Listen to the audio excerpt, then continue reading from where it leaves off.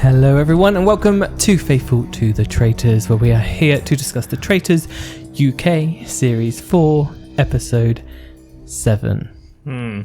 That was a bit of a start, wasn't it? What was? Us starting this podcast. Yeah, well. We've got a cat behind us sitting on Ben's normal chair, so Ben I'm out of breath. Ben had to quickly grab another chair. Yeah, the cat's behind me and I'm on the wrong chair. Former producer Charlie wanted to get involved. He has much to say about Harriet and her conversations at the church today. I mean, and Matthew and all that, eh? What an episode. What an episode. Last week, that was us thinking Matt's going to be the main character. Harriet's question left to the last minute, so it's going to be a boring one. And look what happened. I know. Harriet ended up being even more interesting. I know. It was just Insane. I mean, we should have never doubted Harriet, should we? I just love the way Harriet was so like forthright, wasn't she? She was like, I have something to tell you. I'm an author, a former barrister, and I've sniffed you out. Yeah. And I've sniffed you out, Rachel. I've sniffed you out, and I'm going to get you. I'm going to get you at the Roundtable tomorrow.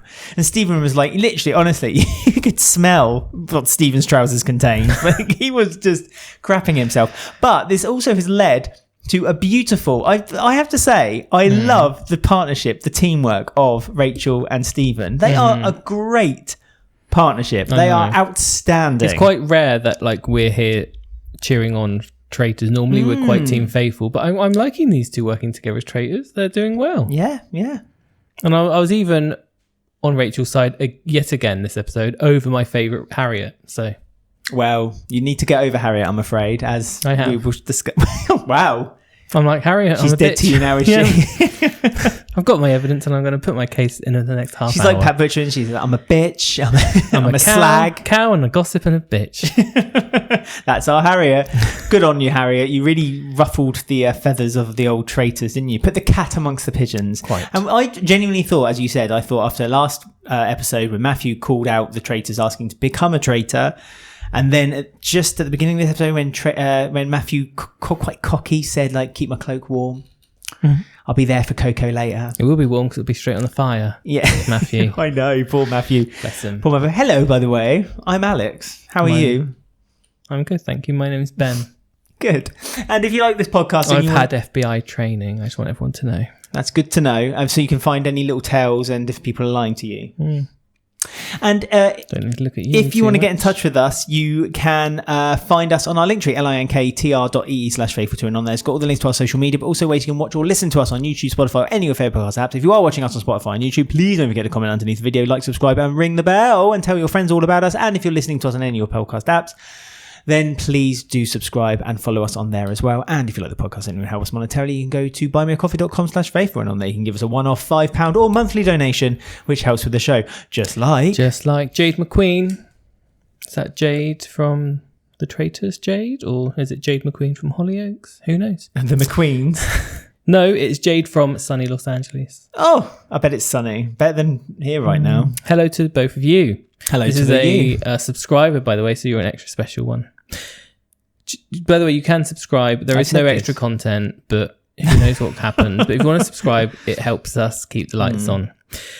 Just came across your podcast a few weeks back and loving every episode. Your comments are brilliant, and I find myself nodding along and chuckling away. Watching Traitors UK right now, loving the drama, love Claudia's fashion and all the twists and turns. My gays and I are loving Stephen's fashion as well. So, you know. Any more to say? Nope, that's all. Oh, okay. Well, do you want me to say anything else? Lovely weather in Los Angeles. I'm glad the gays and you are enjoying our version of the show. We are enjoying your American version of the show right now as well. And of course, if you do subscribe to us, you can listen to our views on the American version as well, because we're covering that at the same time as the UK version right now. And we will be covering other versions around the world, plus other shows. So good a time as any. You know, new year, new you.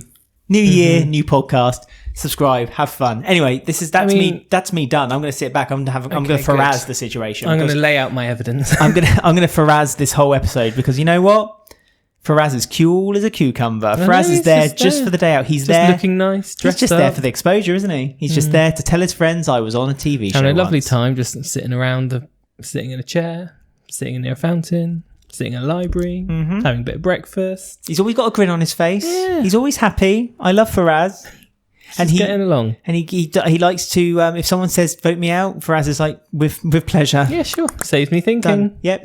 Done. Faraz doesn't like to think. It puts lines on his face. Faraz is too sweet and beautiful for thinking. He's actually 52. It's shocking. Shocking when I found that out. Let's talk about the US traitors. Like, normally the US one is like quite extreme and quite confrontational. This series of the UK one feels like the most American, like the UK traitors has ever felt. Do you not think it's very, especially this episode, it is very, I'm going to tackle this problem head on and I'm not going to think or stop about it. I'm just going to go for it. It's quite a Traitors US, I feel, vibe. Yeah, I mean, I think it's because people know the game inside and out. And let's be honest, pretty much, I would say 90% of the cast who are on this version of the Traitors or cast in any version of the Traitors is probably quite fluent in Traitors. They've probably watched other versions of the Traitors. They know it inside out. They know the rules. They know how to play. Like some of the things people say now, you would have imagined people would have thought about, 3-4 years ago.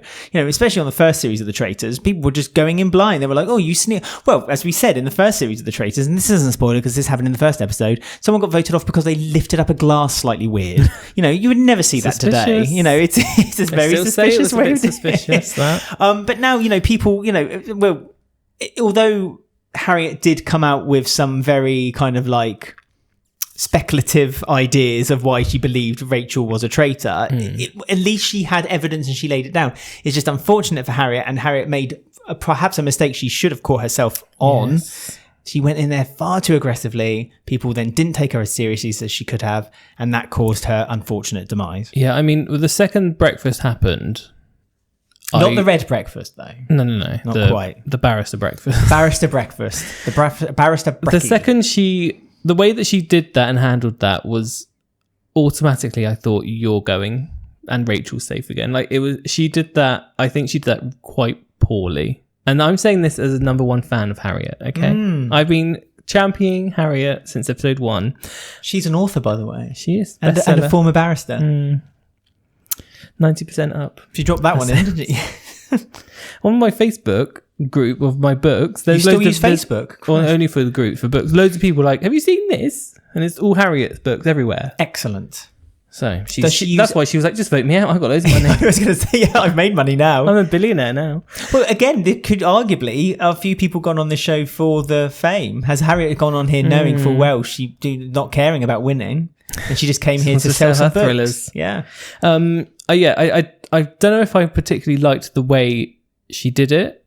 She had the opportunity to do something quite clever and get Rachel the traitor out, and I think she fluffed it almost immediately with the way that she spoke to people. And she was almost speaking, I guess, like a barrister. Like, do you know what I mean? Like someone stands up and says, you're wrong. She's like, quiet.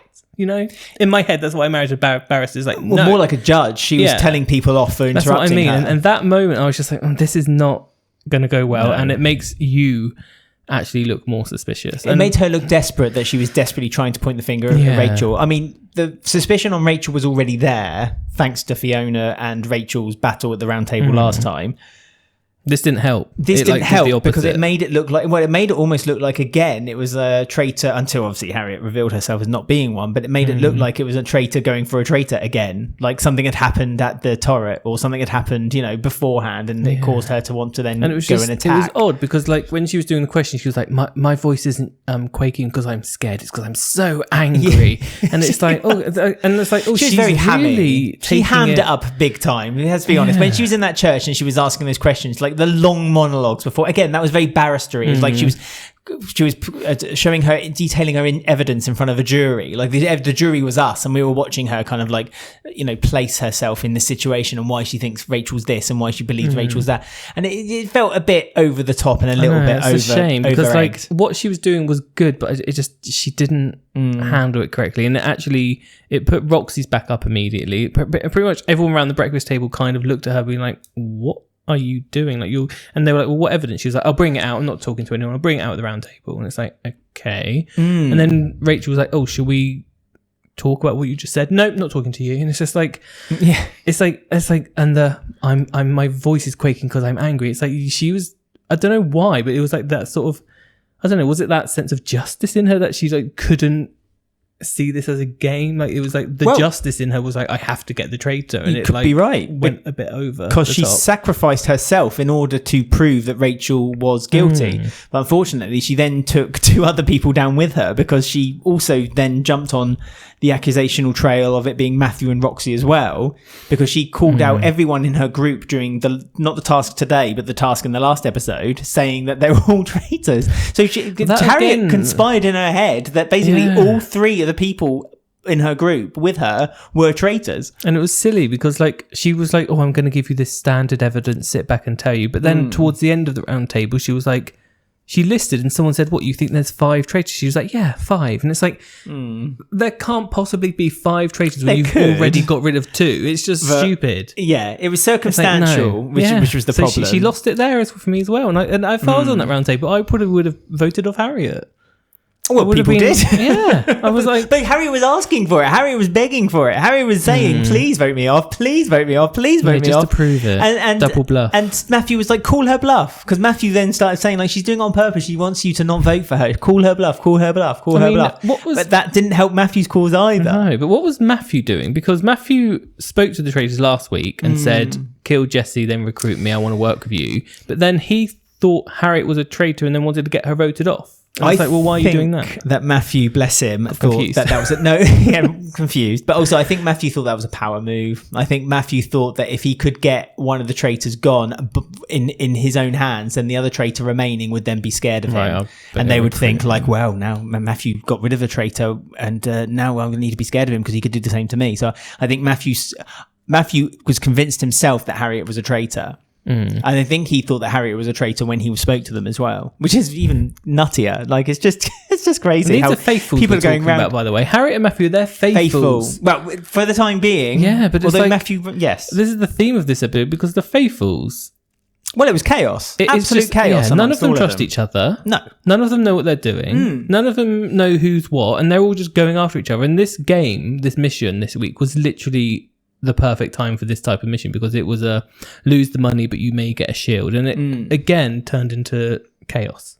Well, again, because of lack of trust, people that were taking I shouldn't say people. One person decided to take a shield without telling anyone else, which again caused more ruckus amongst the group. I mean, saying about this UK version turning very, very American. I remind myself actually that in series 2, the faithful went a bit loopy and they all started going against each other, which is, but I think this is, I want to give credit to Stephen and Rachel on this one, because I think Stephen and Rachel are so convincing and so good together. Yeah, it's hard for people to spot. They're able to kind of wind people in different directions. And where other people have been called out in the past for diversions and saying other people's names in order to help them get by, Rachel has never once been accused of diverting. Because she's so good and calm at the round table. And then Stephen is such a support unit for Rachel. And it's almost a thank you from Stephen because Rachel's done that for Stephen in the past. Stephen's kind of been forgotten as being a traitor. And a lot of people... He's done really well. He's not really on anyone's. Even Harriet, who Blake thinks 20 of them are. Well, Jesse's kind of pulled back now, obviously because they got Fiona. Yeah, but Jack even said in this episode that he trusts Stephen because Stephen sacrificed a shield for him. And so it was just, Stephen's just means you're a good guy. He's a good guy. He's a good chap. He is. So yeah, he's doing the right route. I mean, there. Bless James. Bless him. He tries his hardest. He does his quips still. He's still doing his 80s sitcom comedy quips to the camera. He looks like one of the characters from My Two Dads. What's that? Is it the sitcom from the 80s? My Two Dads. If you know, you know. Was it a gay sitcom in the 80s? It wasn't a gay sitcom, no. They were both straight men. That's a shame. It was a bit like, the film... I expect more from the 80s. The film 3 Men and a Little Lady, or 3 Men and a Baby? It was about 3 bachelors. Is it like that the 3 men together. and a baby, you mean? That's what I just said. You said a lady. Lionel Blair, were you going to... Yeah, because there was a sequel called 3 Men and a Little Lady. Oh, so you say the sequel, not the first one? Because that's the one I saw when I was a kid. Right, but then when I grew up, I found out that was actually a sequel to the first. Danny DeVito in it, is that the one? Danny DeVito's not in that. You're thinking of Big. No, that's Big when they're twins. Or Junior. That's the one with Emma Thompson when Arnold Schwarzenegger becomes pregnant. What? No. Yeah, films were crazy in the 90s. Anyway, James looks like that. But James's strategic gameplay of sneakily taking a shield without anyone noticing while everyone was falling over in the river didn't work very well. And he didn't quite understand why it was a bad thing. And he just kept putting his foot in it because then at the round table, like Sam and Adam had kind of made a thing of like, we know that one of us in our groups had taken 2 shields, but we're still not going to say who did it because then that protects all of us. So Sam did the exact right thing. And covered everyone. And then James piped up and said, well, can I just say something? And it was I have the shield. Like, no! But before he said it, Sam was like, just shut up, James. It's like, James, stop being... It's weird because James, I don't know if it's guilt because he wants to be honest to a fault, but like, why is James doing that? Because Sam had quite cleverly cartelled around the situation because he knew that as soon as James said, I have a shield, that makes everyone else in danger in their group.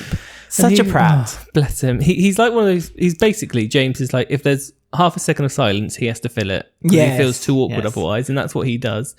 And he's like Roger Rabbit. He you know what I mean? He just can't shut up. He just has to always say something. Like, I love Roger Rabbit. Who framed him? Don't know who. Well, you find out at the end. But anyway, it doesn't matter. Carry on. I just remember the steamroller thing. No, if you remember that, you know who framed him. Well, I can't remember who it was. Shut up.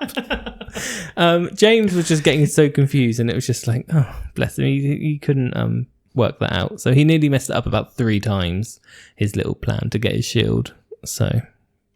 But he's okay. Well, we say he's okay. He's fine.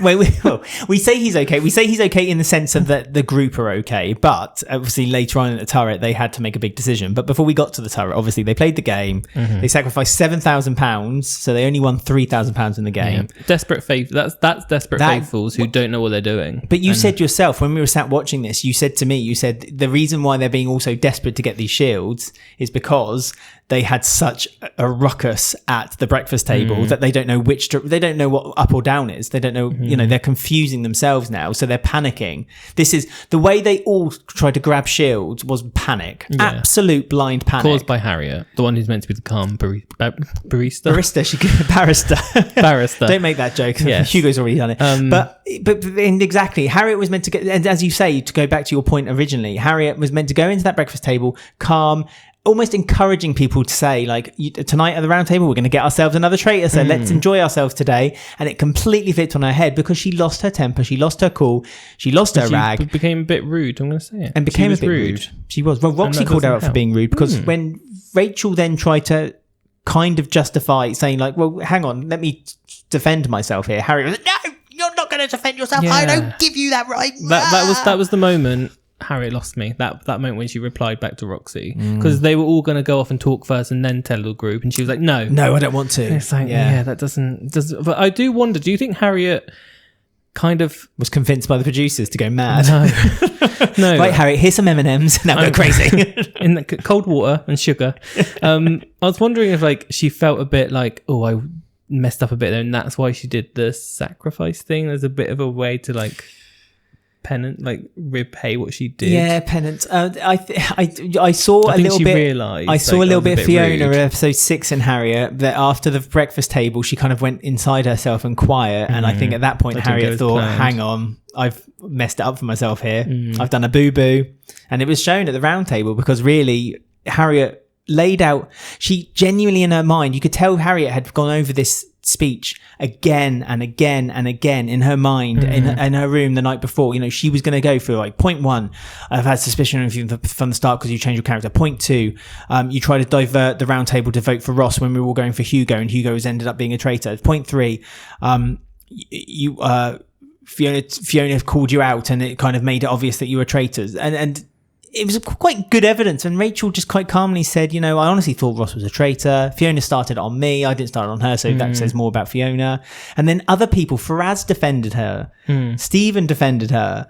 But no one defended Harriet. Everyone kind of went, well, you know what, Harriet, you went a bit nuts at the breakfast table. Yeah. So it also didn't help. Harriet went in the breakfast table to that day thinking, I've pinning Rachel, everyone's going to agree with me, I've got all this brilliant evidence, it's all going to go well. She set the tone off wrong, but then she also didn't think of Matthew, who was suddenly like, I'm not going to tell you what the traitor said to me. And it's like, so then some people thought he was a traitor. But again, Roxy defended Matthew with this one. And again, it was a point that they then used against Harriet later on by saying that, like, why did you come in with all your evidence at the breakfast table? Matthew did the right thing because Matthew said, actually, and he was very smart, actually, very clever. And I wonder if he would have said that if he didn't go basically in there asking to be a traitor. But he said, like, if I give you the information the traitors gave me and it ends up being false information, that incriminates me. That makes me look like a traitor. So James didn't understand it. James had a bit of a scratchy moment. Adam was a bit confused by it as well. Adam was like, why do you keep that from me? What does that mean? And then he went off with his little rods and went looking for water and ghosts again. I thought you looked for those, what are they called, downing rods or something? Downing rods. I thought they were used for finding water. What was he doing? Walking around the castle? Looking for ghosts. I mean, there's water in the blooming task. He didn't have to go downing for them, did he? Adam is an enigma for me, and I just, every time I see him doing something, I just wonder what's going Adam on. doing? What's Adam thinking about today? Yeah, he was very confused. So I think Harriet also didn't bet on that. She thought her case was going to be the only case. Yeah, she did. And in fact, the other faithful, it's because Matthew's a faithful but acting traitory. Yeah, which is insane because he's not a traitor, but he's already acting like a traitor, which is brilliant. I love Matthew for that. Matthew's decided to put it upon himself to do it. Sorry, Kevin. Roxy's back was up because Harriet was quite rude to her, so she was then thinking Harriet's a traitor, which then made her be like, well, Harriet offered her questions to me, why would a faithful do that? And then so it was all building up for Harriet to lose, I feel. But of course, let's not forget our beautiful English rose, Jade.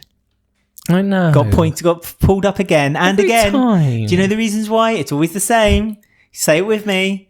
Because Amanda thinks it's Jade. Everyone keeps saying it. Rachel and Ellie are now on that bandwagon, and Jade just doesn't know what to do because she can't do. She can say. She's repeating herself every time she's saying I'm faithful. I cannot say anything that will change your mind. What do you want me to do? I mean, it's really Ellie's the main one on Jade, where she's like, I don't believe Harriet is a traitor, so I don't want to vote for someone who I don't think, even though they've asked me to vote for them. So I do feel every time Jade's brought up, I just feel like, just leave her alone.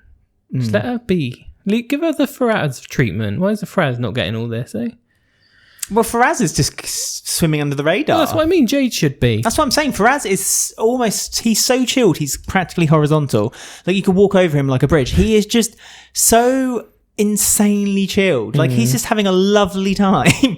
And it's almost admirable that he's playing such a wonderful game. It's not even like he's worried when he's going to get murdered either. He's just not worried. He's got you say that, but every task he says he's always the first one that takes the shield. That's true. That's why always he's so the calm. first one. He gets a good night's sleep every night. But Faraz isn't backwards with coming forwards with suggestions either. Like I said, he defended Rachel tonight, which could be dangerous in his game later on. But I think he does it in such a kind of relaxed manner, almost a kind of whispered way, almost like an Amazon driver. He just knocks on the door lightly and runs away. Like he sorry, that's a postman's joke. He's going under the radar of everyone. Faraz, I can 100% say with certainty right now, will get to the fire pit. Whether he'll win, I'm not sure, but he will get to the fire pit.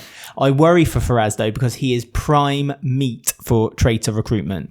If it wasn't for Matthew asking for it, Faraz would be the next one. Faraz would be the one who's done on episode 10 and then is bumped off the next episode as a sacrifice because he can't cope. He's going to be one of those He can't cope. I think Faraz is stronger than you think. I think you shouldn't underestimate Faraz. To see it. I see it every episode by the fact that he's just so well. He's playing the best game.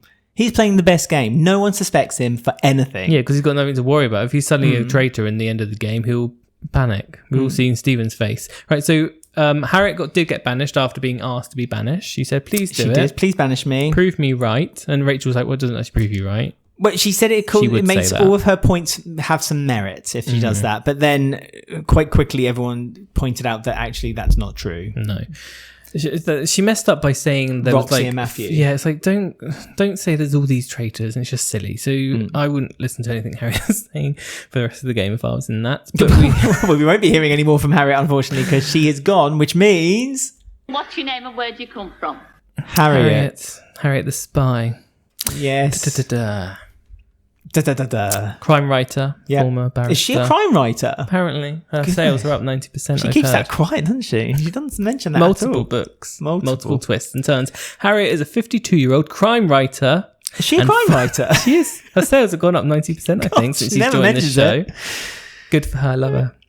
And a former barrister from London who has decided to conceal her occupation from the rest of the cast. Alongside her career, Harriet is a wife and a mum who enjoys baking, cooking. Oh, she seems all sweet and innocent now, doesn't she? And taking care of her 2 dogs. Oh, lovely. Woof, woof. I love a dog owner. What breed? We'll have to search her Instagram later. I reckon she's got a couple of sniffer dogs. You know, the ones that eat, like Sherlock Holmes type dogs. Basset hound. Bassets, that's the ones, yeah. Or beagles. Beagles, Your favourite? Yeah. I love a beagle. She has described herself as being so competitive that Monopoly is now banned in her household as she fears it could lead to a divorce. And we read that as it could be a joke, but after watching this episode, I think she's being 100% serious there. After seeing the temper of Harriet, I believe that if anyone took Pall Mall, she would be taking them out. So let's just leave it at that. I wonder if she was a strict mum. Bet she was. Oh, yeah. Well, she didn't need to be strict because they were too scared. All she had to do is give them one look. You know what I mean? One look, and they'd just be like, okay, mum. She carries a gavel around the house. Whacks her head. No. They got like a slight indent on their temple. Not child abuse. I meant just she carries the gavel and that's enough. That's all she needs to gain her power. So, yeah. Shame that she's gone. I do feel she messed up on the last episode. She was such a good character, and then very last minute she fell, unfortunately. She got too into the game, even though she accused Rachel of that. She was like, friendship's here, the game's way up here, like Monopoly. Yeah. Screw the family, I want to win Monopoly is how she was playing. Rachel was proper hurt. I believe when Rachel said that, like, I thought we were friends, I think Rachel was actually genuinely quite upset that Harriet kind of jumped on her. And then Harriet was... Well, we've been saying up until this point that Harriet and Fiona kind of like talked to each other. I don't know what that noise was, but kind of whispered to each other like their theories. And then Harriet turned on to Fiona because of Rachel. So then we thought Harriet and Fiona... Yeah. Sorry, Harriet and Rachel were getting quite close, but anyway, they weren't. She's gone. The game. It's banished. The game. Oh, we've pretty much all the votes. So that leaves 2 traitors in the turret. And they can, Matthew's favourite is... seduce. He loves being seduced. They can seduce. Matthew wants a bit of seduction. They did, but they kind of said no quite quickly. The 2 traitors. They were like, "Well, they did we say got to keep our pact, our promise to Matthew." They did, but they did say beforehand that really the pact was ultimately that they were going to recruit him, and should we just jump in and with both feet and do it? Because also they discussed. Right at the top of the episode, when Matthew asked them, they said, "Let's throw him under the bus," and and Rachel was like, "Yeah, let's do that." And so they were good because there was so much heat now on Matthew because Matthew was one of the kind of main pushers toward Harriet. Yeah. They thought, "Oh, this will be a good opportunity. Actually, we could then kind of push Matthew into the direction." But it kind of, there's a dodgy game to play because Matthew's name was mentioned by Harriet. Matthew did push Harriet quite hard, but also Harriet still had Rachel and now Roxy in her sights, and it kind of keeps Rachel in the mix if they were going to recruit Matthew. So I think it's a good idea for them to get Matthew now because Harriet did mention Matthew and Roxy and Rachel. Like, if Matthew stands up and says I'm a traitor, then that could squash Harriet's evidence against Rachel. But they made the promise that they were going to kill Jesse first, which they didn't want to break because they wanted Matthew to trust them so they can backstab him easier. But they're tricky. It's a bit tricky for the traitors, Rachel and Stephen, because of the shield situation. So they know that they can't go for the other groups because they each were in the other groups.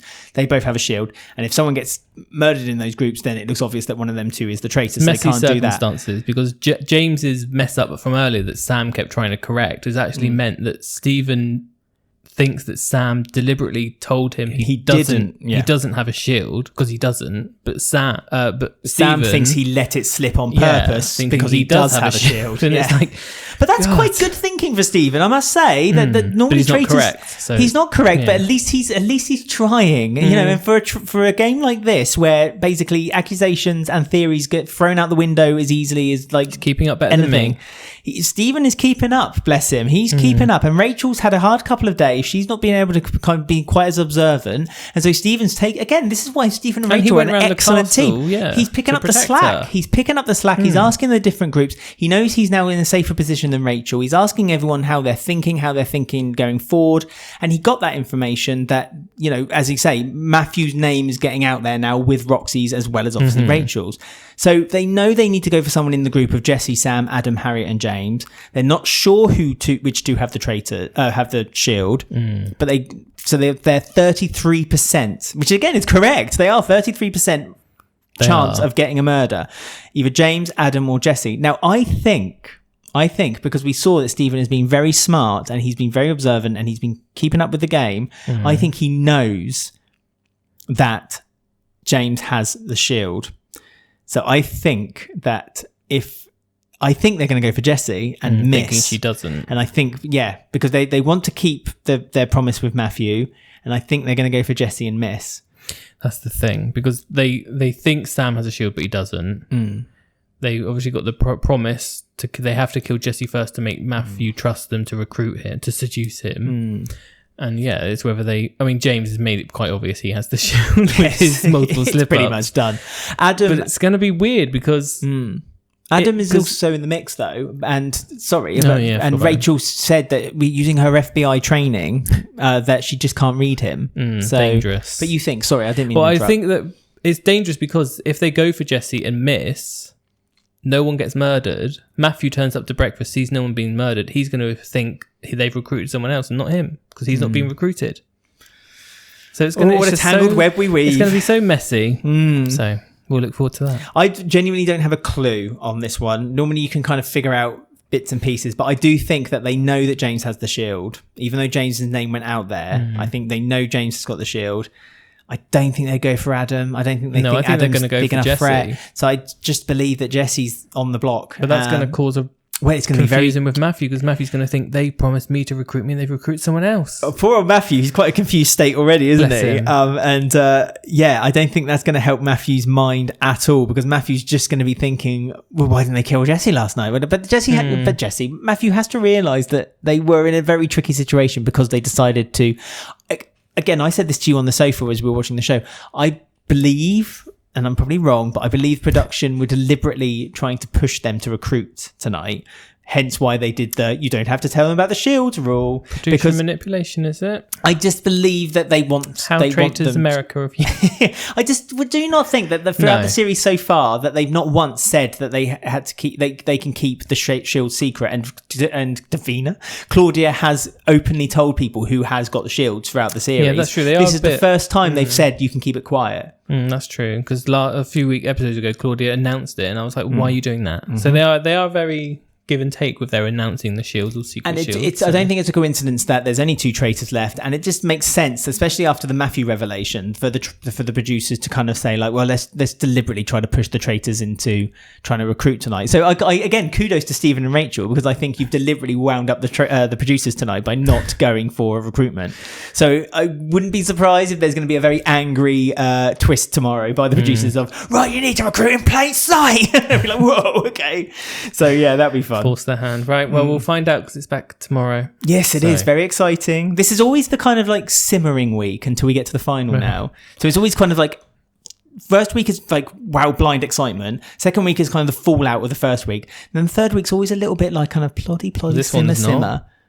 I don't know. Thanks to Harriet. Tonight's episode felt... I know you said that this felt a bit like American, but this felt like a standard Traitors episode. Not. For me, it felt like a standard Traitors episode. episode. You've watched too much Traitors then. I've watched too much Traitors. You've become blind to it. I've got a twitch. The Traitors twist.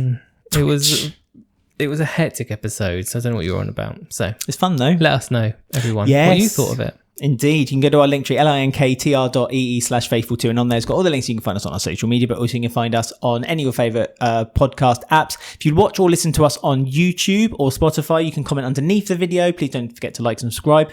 As we say, all your comments, we do read them all. We try to read them out on the show, but we never normally end up with any time to do it because we end up chatting too much. We just go on, don't we? We understand. We know. We do. And if you if you want to listen to us, you can listen on your favourite podcast apps. Please again subscribe and follow us. And if you want to help us monetarily, you can give us a £5 one-off or monthly subscription by going to buymeacoffee.com/faithful, and on there it gives you all the details how you can do that. And if you attach a comment to it, we guarantee to read it out too. We will read them out. We'll shoehorn them into the show. Right then, so until next time, stay faithful.